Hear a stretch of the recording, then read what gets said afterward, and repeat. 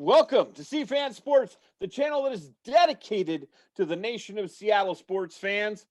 My name is Dave. This is Kevin. This is Mariner Weekly, brought to you here by your boys at C-Fan Sports. Little something you guys could do for us, please subscribe, turn your bell notifications on, and leave us some comments. That's all we're asking. Not asking for a firstborn. We're not asking for $1 million. Just asking for a couple clicks to your mouse.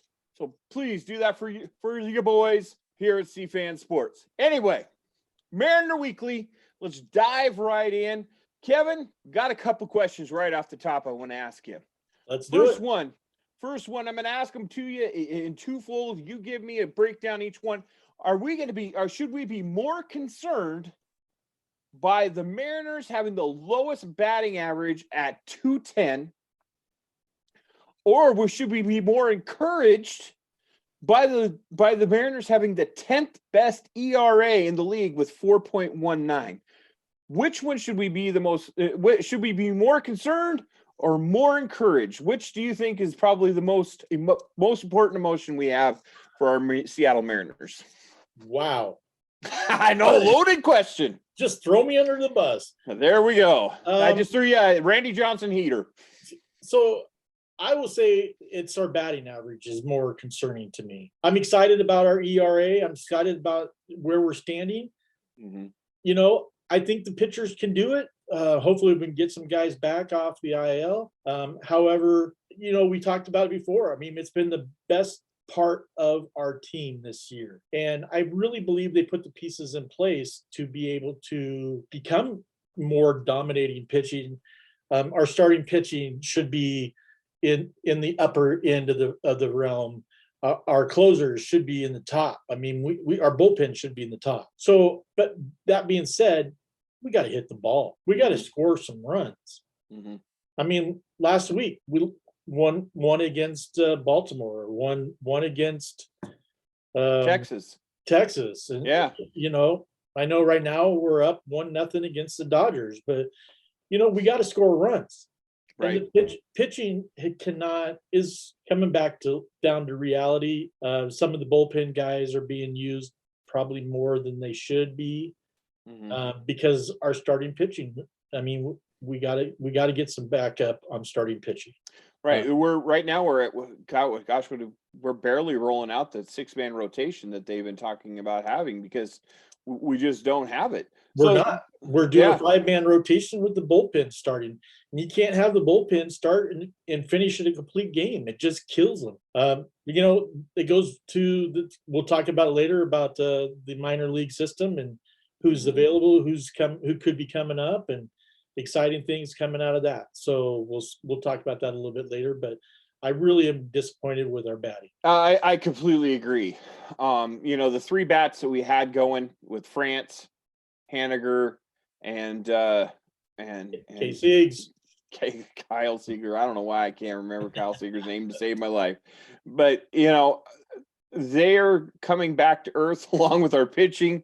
Yep. And that's not any good for us because I mean they're the only 3 that were kind of carrying. JP Crawford has been had a nice little bounce back from what I noticed. Yep. Mm-hmm. But all of that could be changed. All of our fortunes could be changed on Thursday night when Seattle comes rolling back into Seattle and Jared Kelnick comes up. Kevin, will Jared Kelnick give the boost that could propel this offense to go further than a 210 batting average? I think if he could stay 250 to 300, I think it will be a boost because I think Haniger is in that realm.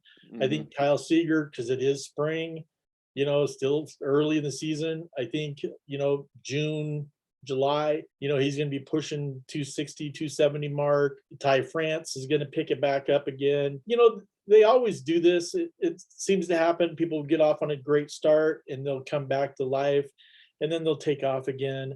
You always have your ups and downs in every season. And this just happens to be that time for them. Where we're going a little unfortunately, bit down. It's at the same time. Kyle Lewis isn't really hitting. Right. So if we can get Kelnick, you know, Jared hitting, we can get Kyle Lewis hitting, Haniger hitting again. We can, Ty France hitting, Crawford getting on base, and Seager hitting.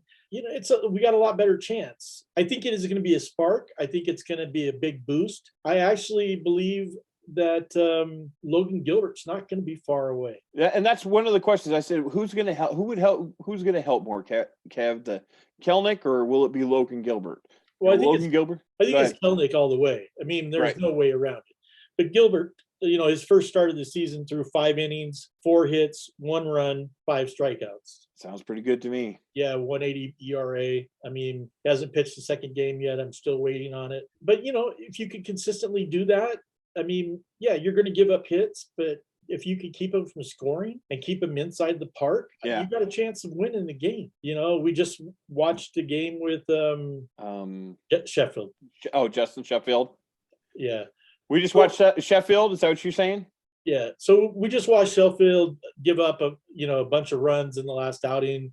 Couldn't get his slider to go across. And that's going to happen in some games. And some games you're going to have it, some games you're not.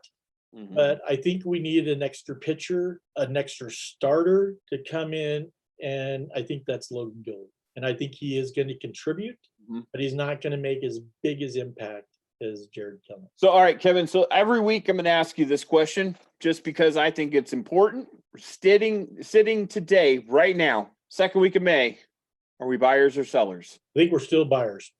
I think we're still buyers. I completely agree. I think we're still buyers. Are we 2.5 or 3.5 games out of first place?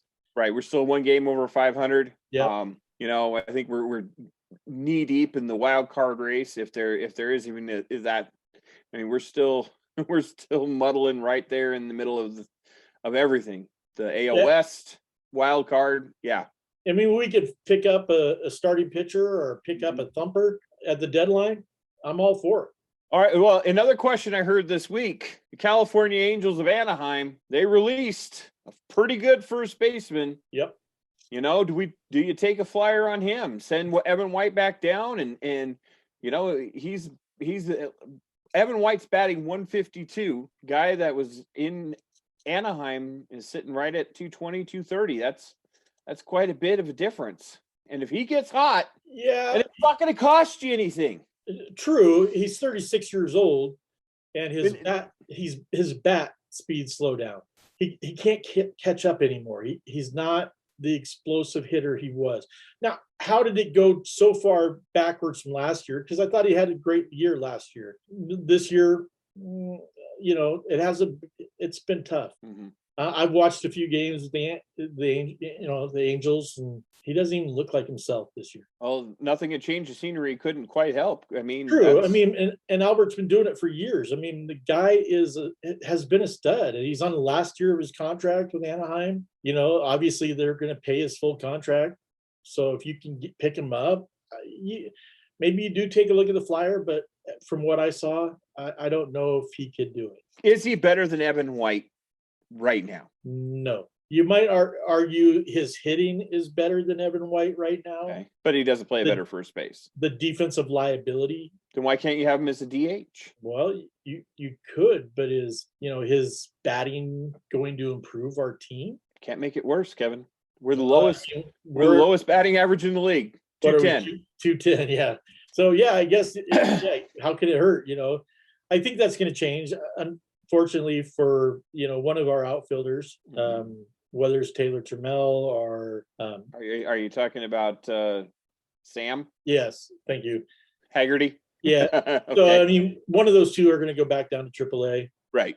Probably it's going to be Sam, but he's fast. I think Taylor has a lot more upside, and he can use the consistent hitting and the coaching down at AAA to help him get back up. Now, you were telling me that we have 7 players right now currently in the top 100. Who are those 7 players, Kevin? Well, they're in the top 100 as far as prospects go. Of MLB prospects. Yeah, exactly. Obviously, number 4 we all know is Jared. Number 5 is Julio Rodriguez. Number 26 is Emerson Hancock. 28 is Logan Gilbert. 80 is George Kirby. 86 is Taylor Trammell. And 93 is Noel Marte. Noel Marte. So if you are bored and you want to go watch a lot of young talent, go Head out to Everett. go to Everett. That I mean, team is loaded. There is not only is Emerson Hancock there, George Kirby's there, Juan Thane's there, Brandon Williamson, who is also another pitcher who should be in the top 100. This guy, all I've heard about is he is a stud. In fact, he threw his first game and was pretty impressive numbers. I didn't write him down. I wish I would have, but it was a good outing. They also have Jake Deloche and Julio Rodriguez. Those 6 are in Everett. You're not going to watch a team with more minor league talent. Yeah. MLB talent in the minor league systems. So yeah, make a trip to Everett. Make a trip. Get your hitchhiking finger out and get to Everett. Nothing Kevin likes more than a good stud. So yeah, go watch those guys in Everett. All right. So Kevin, so is that kind of your farm league breakdown? Is that the breakdown of the teams that we have in the farm league, or do you have anything more on our farm system? There we go. Farm system is the words I was looking for. Yeah, the Rainiers are their record so far this year are 3-2. The Travelers are 3-3. The Nuts are 4-2, and the Aqua Sox are 4-2 as well. So they're all playing above 500. Either 500 or above. Yeah, you gotta love that. That's all we can ask for. I will say that Donovan Walton, who's currently the second base at AAA in Tacoma, had 21 at bats, 8 hits, 3 runs, and a 381 batting average. He's a consistent, usually about a 250, 260 hitter in the minor leagues, but he is tearing the ball, the cover off the ball this year. Him and Kelnick are just going crazy in Tacoma. Yeah. Now, is he gonna? I mean, I know he's had stints with the MLB and he's batted 160, 170, 180. So I don't think they'll keep calling him up yet, but you never know. They got to turn the corner sometime. Yep. And either they're going to or they're not. I mean, that sounds, probably the most dumb and easy saying that I could come up with, but players catch fire all the time and turn out good seasons once they get that cup of coffee and hopefully we can find some more gems out there. Absolutely. Yeah. Well, I was just going to say the 2 players that, if I'm going to be calling up anybody right now, is Jared, which we already heard is coming up, and Logan Gilbert. You got to bring them up to see what they can do at the major league level. Yep. Absolutely. I mean, we're not doing it right now. We got to bring them up to see how it all works. All right. So with that being said, Thursday trotting out in our outfield, we got Kyle Lewis in center. You got Mitch Haniger in right field, and you got Jared Kelnick in left field. Is this one of the best outfields that you're going to see the Seattle Mariners trot out there in a long time, Kevin, or ever? Athletic. Well, I mean, you can't. I mean, in the Griffey era, there's just no way you can replace that. I mean, him and Jay Buhner. Jay Buhner wasn't the most athletic or most gifted outfielder, but boy, the guy could hit. Okay. Well, I understand what you're saying. Athletic. So, if you insert right fielder for that team here, who was it? It was a big. Every year was a different player. I mean, right. So I'm talking complete outfield. Right field, Mitch Haniger. Center field, Kyle Lewis. Left field, Jared Kelnick. I like to call him the Mint Collection.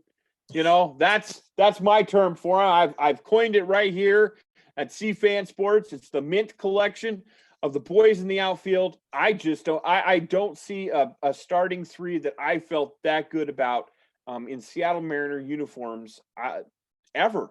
I don't think 1 or 2. Yeah, I don't think athletically we've had 3 outfielders with that much talent ever. I cannot remember any outfielder trio that were all that good. And then at some point, we're going to take Mitch Haniger out, maybe move him to DH, maybe move him out of town, who knows? And we're going to insert Julio Rodriguez in that position. So for the next 5, 6 years, you're going to have some very good play in the outfield. I just don't see another an athletic outfield like that.